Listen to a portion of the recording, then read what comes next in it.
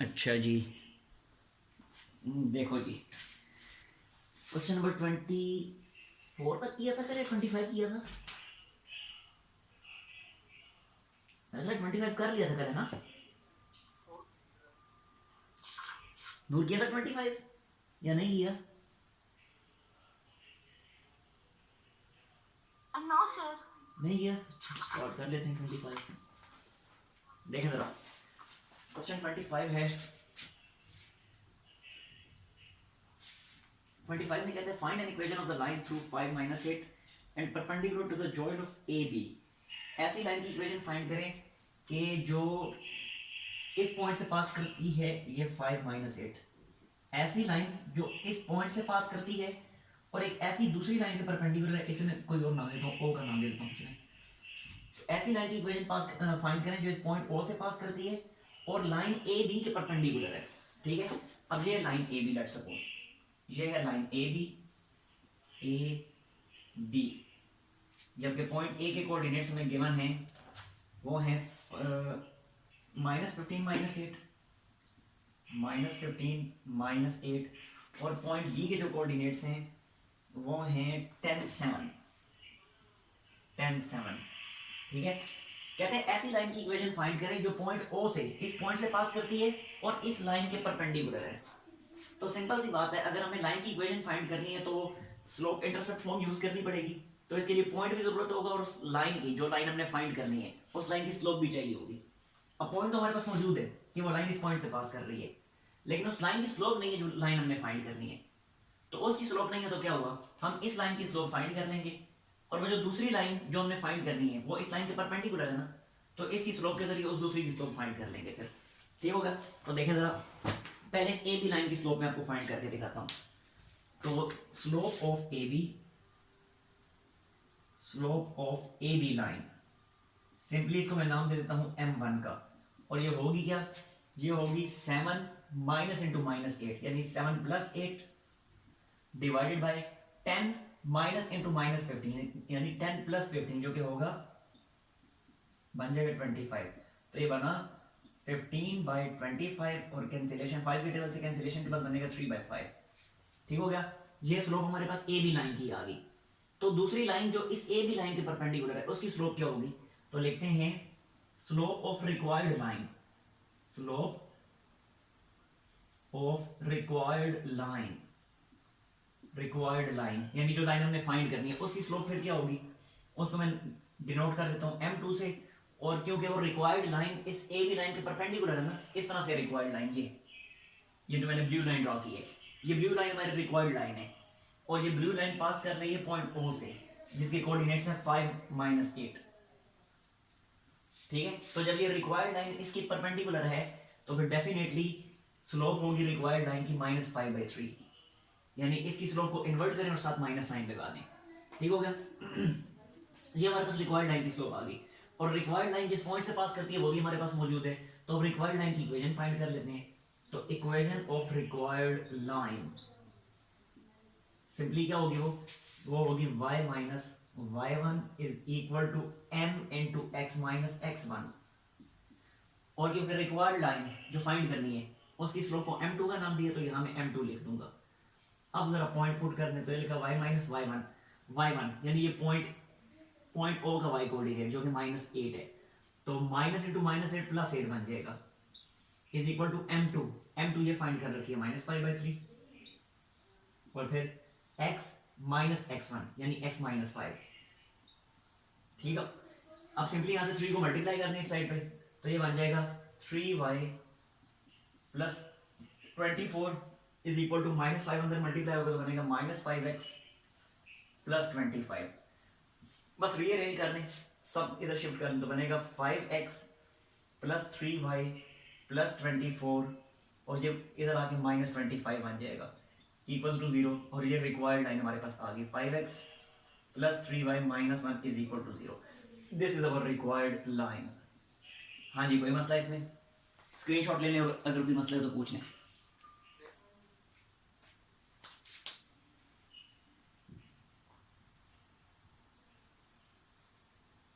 Yes sir. हाँ जी, मार दोगे?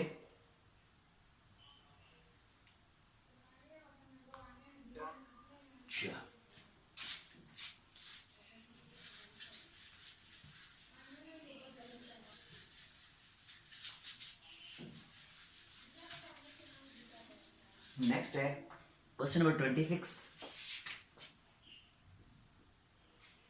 देखिए 26 में है, कहता है find equations of two parallel lines. दो पैरेलल लाइंस की इक्वेशंस आपने फाइंड करनी है। अब एक लाइन की नहीं बल्कि दो लाइनों की इक्वेशन फाइंड करनी है, और वो दोनों लाइनें आपस में पैरेलल हैं, लेकिन वो दोनों पैरेलल लाइनें perpendicular to 2x minus y plus 3। वो ऐसी लाइन के परपेंडिकुलर है जिसकी इक्वेशन है 2x minus y plus 3 equal to 0। यानी देखें, ये दो पैरेलल लाइंस हैं, ये वाली दो पैरेलल लाइंस हैं, ये इन दोनों पैरेलल लाइंस की इक्वेशन हमें फाइंड करने का कहा जा रहा है। लेकिन साथ ही साथ ये बताया जा रहा है कि ये दोनों पैरेलल लाइंस एक ऐसी लाइन के परपेंडिकुलर हैं, ये ऐसी लाइन के परपेंडिकुलर हैं कि जिस लाइन की इक्वेशन हमें बताई गई है 2x minus y plus 3 equal to 0, plus 3 equals to 0। ठीक होगा। तो ये दोनों पैरेलल लाइंस, ये ब्लैक वाली जो दो पैरेलल लाइंस मैंने ड्रॉ की हैं, इन दोनों पैरेलल लाइंस की इक्वेशन हमें फाइंड करने का कहा जा रहा है। अब सिंपल सी बात है, जब ये दोनों लाइनें आपस में पैरेलल हैं तो इन दोनों की स्लोप्स इक्वल हुई, सेम हुई। और ये ब्लू लाइन क्योंकि इन दोनों के परपेंडिकुलर है, तो ब्लू लाइन की स्लोप हम इस वाली इक्वेशन को स्लोप इंटरसेप्ट फॉर्म में कन्वर्ट करके ब्लू लाइन की स्लोप फाइंड कर लेंगे। तो जब ब्लू लाइन की स्लोप आ जाएगी तो उसको इन्वर्ट एंड माइनस करेंगे तो एक ब्लैक लाइंस की स्लोप हमारे पास आ जाएगी। ठीक होगा। तो ये चीज मैं रिपीट कर देता हूँ। हमें इन दोनों ब्लैक लाइंस जो आपस में पैरेलल हैं, इनकी इक्वेशंस फाइंड करने का कहा जा रहा है। तो जब ये दोनों आपस में पैरेलल हैं तो इन दोनों की स्लोप तो सेम होगी ना, इक्वल स्लोप होगी, सेम स्लोप होगी, क्योंकि दोनों पैरेलल जो हुई। अब इन दोनों की स्लोप फिर हम कैसे फाइंड करेंगे? ब्लू लाइन जो है वो इन दोनों ब्लैक लाइंस के परपेंडिकुलर है, तो हम इस ब्लू लाइन की स्लोप फाइंड कर लेंगे। तो जब ब्लू लाइन की स्लोप आ जाएगी तो उस स्लोप को इन्वर्ट करेंगे और साथ माइनस साइन लगाएंगे तो इन दोनों की स्लोप आ जाएगी। अब क्लियर है? कोई मसला तो नहीं है? हाँ जी नूर बताइए ना, मसला तो नहीं है कोई? yes, तो देखें स्लोप ऑफ गिवन लाइन, ये जो गिवन लाइन है यानी 2x माइनस वाई प्लस 3, इसकी स्लोप पहले मैंने फाइंड करनी है। तो मैं इसको सिंपली स्लोप इंटरसेप्ट फॉर्म में कन्वर्ट कर लेता हूं, converting into slope intercept form,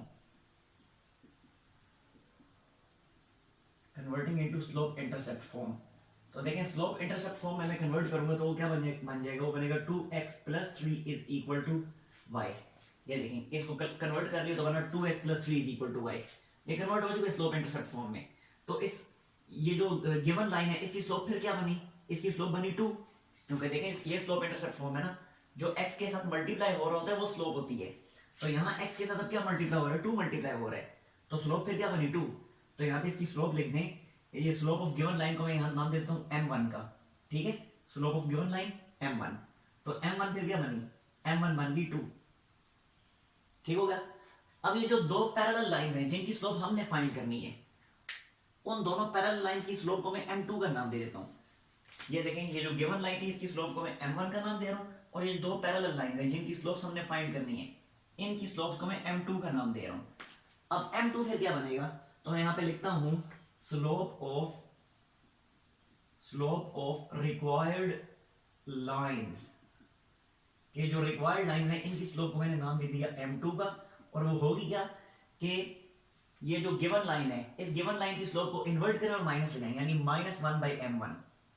ठीक है, और ये बन जाएगी फिर -1/m1 की वैल्यू क्या है? 2, तो -1/2। ये हमारे पास स्लोप आ गई इन दोनों पैरेलल लाइंस की जिनकी इक्वेशन हमने फाइंड करनी है। ठीक हो गया। अच्छा, अब हमें ये कहा जा रहा है, एक और एक्स्ट्रा इंफॉर्मेशन साथ ये भी गिवन है कि ये जो दो पैरेलल लाइंस है, ये वाली दोनों पैरेलल लाइंस, इनके x इंटरसेप्ट और y इंटरसेप्ट जो हैं, such that the product of x and y intercepts of each is 3। इनके x और y इंटरसेप्ट की जो प्रोडक्ट आ रही है वो 3 के इक्वल आ रही है। तो हमें पहले इनके x इंटरसेप्ट और y इंटरसेप्ट पता होंगे तो उनकी स्लोप को, उनकी प्रोडक्ट को हम 3 पुट करेंगे ना। रिपीट कर रहा हूं, क्वेश्चन गौर से पढ़ें। कहता है कि सच दैट के बाद कहता है such that the product of x and y intercepts of each is 3। कहता है कि इनके x इंटरसेप्ट और y इंटरसेप्ट की जो प्रोडक्ट है वो 3 के इक्वल आ रही है। अब हमने x इंटरसेप्ट और y इंटरसेप्ट की प्रोडक्ट को जब 3 पुट करना है तो हमारे पास x और y इंटरसेप्ट होने चाहिए। जाहिर सी बात है एक्स और वाई इंटरसेप्ट हमारे पास होंगे तो उनकी प्रोडक्ट को हम 3 के इक्वल पुट करेंगे।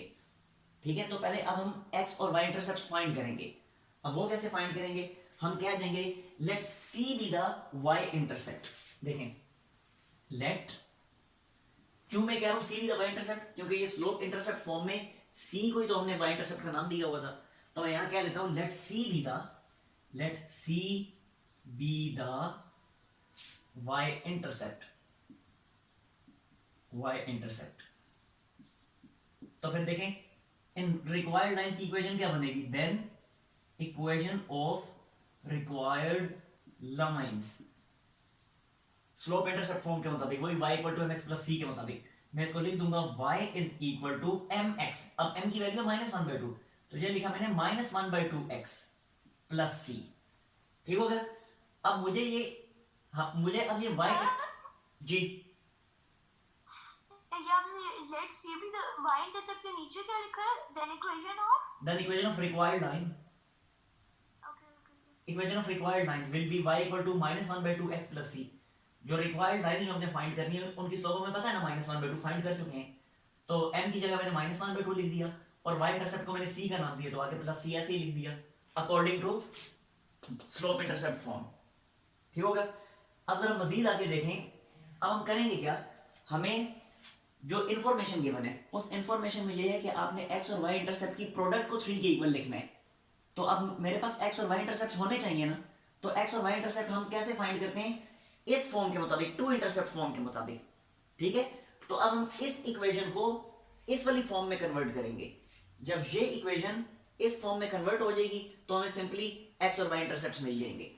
ठीक है, तो मैं इसको उस फॉर्म में कन्वर्ट कर रहा हूं।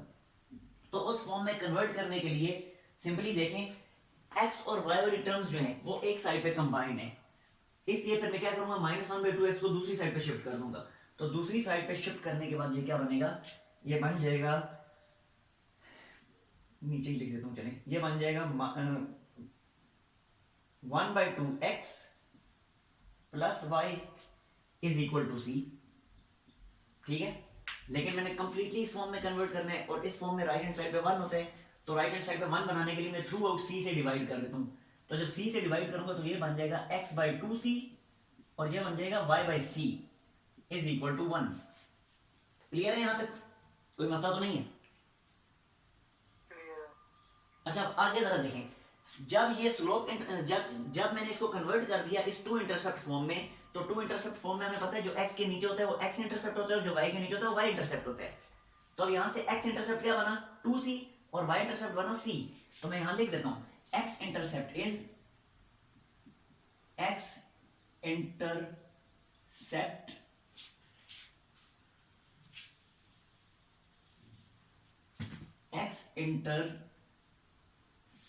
is 2c and y intercept is c। अब x इंटरसेप्ट और y इंटरसेप्ट मेरे पास आ गए ना। अब जो गिवन कंडीशन है, गिवन कंडीशन क्या उसने बताई हुई है, कहता है कि x और y इंटरसेप्ट की प्रोडक्ट किसके इक्वल आ रही है, इक्वल टू 3 आ रही है। तो मैं लिख देता हूं बाय गिवन कंडीशन,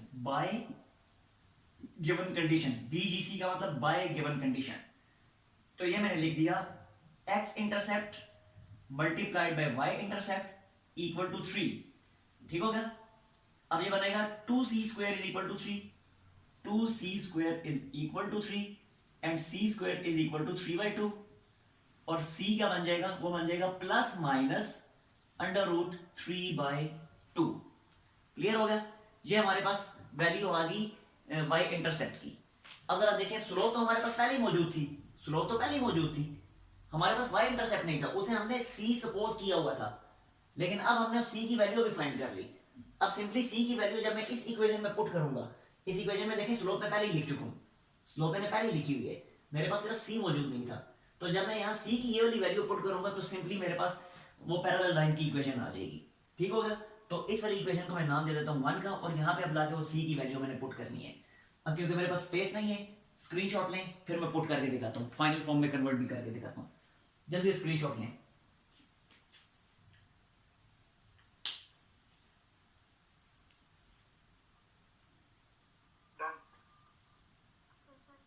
कोई मसला तो नहीं इसमें,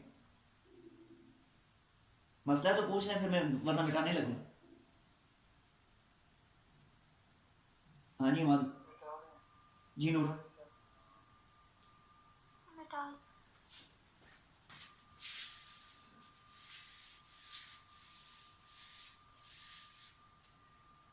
अच्छा अब मैं यहाँ लिखता हूँ put c in equation one, put value of c in equation number one, put values of c in equation number one. तो ये है इक्वेशन नंबर वन। तो यहाँ जब मैं वैल्यू पुट करूंगा तो ये बन जाएगा one by y is equal to minus one by two x, और फिर आगे प्लस सी है ना, और सी की value plus minus under root three by two, तो ये लिखा plus minus under root three by to.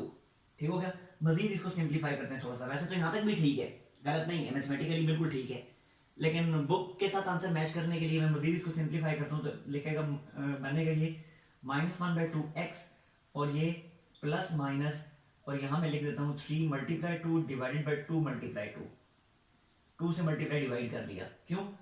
क्योंकि मैं चाहता हूँ जब यहाँ पे टू है तो यहाँ इधर भी डिनोमिनेटर में टू होना चाहिए, और टू को डिनोमिनेटर से बाहर लाने के लिए यहाँ पे टू मल्टीप्लाई होना चाहिए था, तो मैंने कर दिया। ठीक है, तो फिर उस टू को ऊपर भी मल्टीप्लाई करना पड़ा। Now it becomes y is equal to minus one by two x plus minus ऊपर बन जाएगा अंडर रूट सिक्स और नीचे बन जाएगा टू। ठीक हो गया। अब फ्रैक्शन रिमूव करना है, तो फ्रैक्शन को रिमूव करने के लिए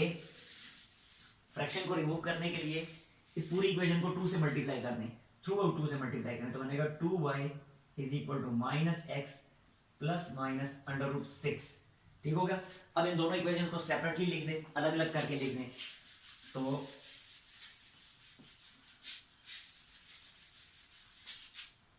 सेपरेट करके जब मैं लिखूंगा तो एक इक्वेशन बनेगी two y minus x, sorry two y is equal to minus x plus under root six, और दूसरी इक्वेशन बनेगी two y is equal to minus x minus under root six. तो इक्वेशन को प्रॉपर फॉर्म में convert करने, तो सब कुछ एक ही साइड पे शिफ्ट करने, तो ये बनेगा x plus two y minus under root six is equal to zero, और दूसरी इक्वेशन बनी x plus two y plus under root six is equal to zero. These are two parallel lines. ठीक है, जो पैरेलल लाइंस हमने find करनी थी वो दो पैरेलल लाइन है। आप स्क्रीनशॉट ले लें और अगर कोई इशू है तो पूछ लें।